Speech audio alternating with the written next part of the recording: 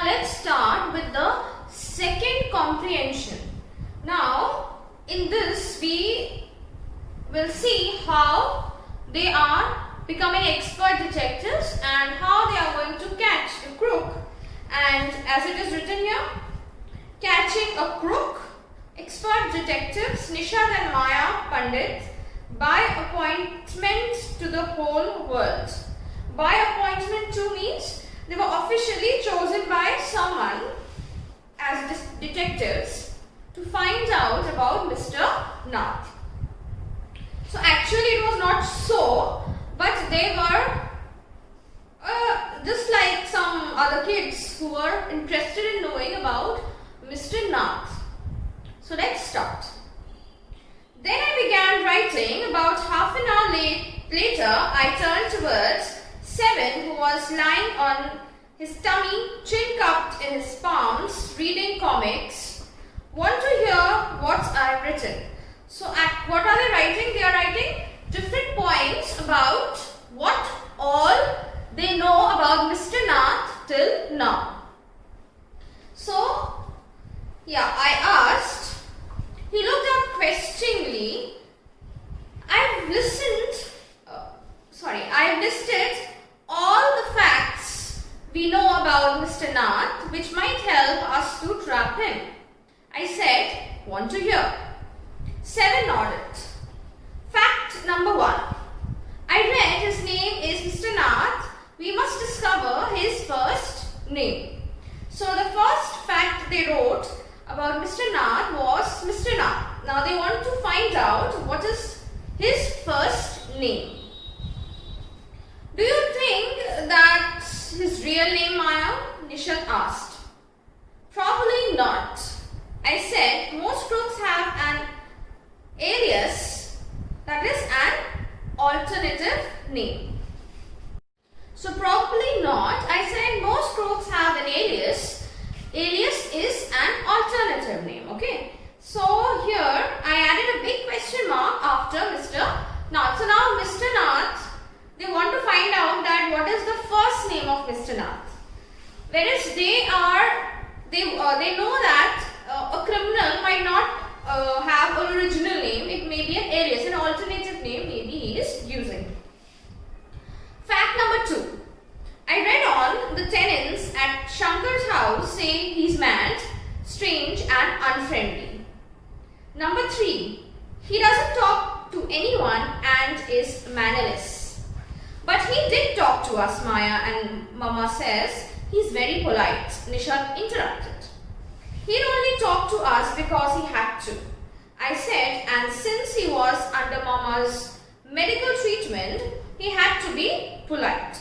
So all the facts they are trying to, what they have written in a piece of paper, they are trying to prove that whatever it is written, it's correct. And whatever they are trying to prove it correct and prove somehow that he is mannerless, he's not polite at all, and he is a criminal. So number 4, the fact number 4 says he doesn't receive any letters. 7 nodded. Number 5, he's been living in room 10 of Shankar's house for more than a year. I continued. Number 6, he doesn't work and sits in his room all day. Number 7, the kids in Shankar's house and even some of the grown-ups are scared of him. Number 8, he has no visitors except for a spectacled, fair, fat man who visits him on Sundays for lunch. So number 9, food and tea are taken to his room by Ramesh from the restaurant downstairs. He doesn't care what he eats, pays his bill immediately and dips well. That ends my list. Have I forgotten anything, 7? So they have written all the points, all the 9 points they have written that they know about Mr. Nath. So Nishad had obviously not been paying too much attention to my list of facts. All he could say was, poor man, Maya, he must be so lonely if he doesn't have any friends. So now they are feeling bad for him. How can a crook have friends, idiot? almost shouted. At least he has one friend, the one who meets him on Sundays, said Nishad. A brilliant thought occurred to me just then.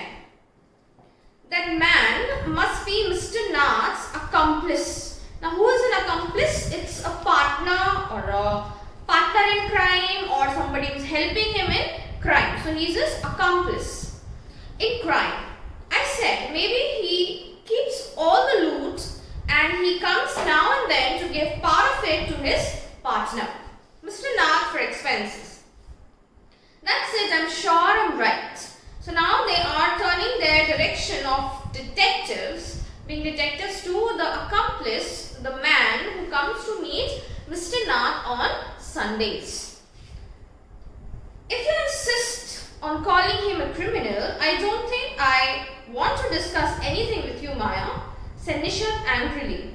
He can't be such a bad man if he gives Ramesh such generous tips. Ramesh probably knows something about his past, so Mr. Nath must be bribing him to keep quiet, I said. Now they found another reason to prove him that he is a criminal. Nishad glared at me with his arms tightly crossed across his chest. I was beginning to get fed up with him. How can we make any progress with our investigations if you take that attitude, Seven? I asked. I'll cooperate only if you give me this idea about him being an escaped crook, and said, you really make me angry. So all the points that they had written, that doesn't prove that he is a criminal. Whereas they want to prove him to be a criminal because the way he is acting or the way he is doing his work or the way he is. I almost hit him. I make you angry, you stupid oaf. I shouted. You make me mad. What is the point of all these inquiries if he's not a crook? If you think he's nobody, what's the idea of bothering about him? Please tell me. Nishad looked thoughtful. I like to find out why he's so thin and why he's so lonely. I want to know why he doesn't have any friends and live alone. Try to understand, Seven. I told him if he lived in Shankar's house for a year and hasn't made a single friend, there's not something wrong.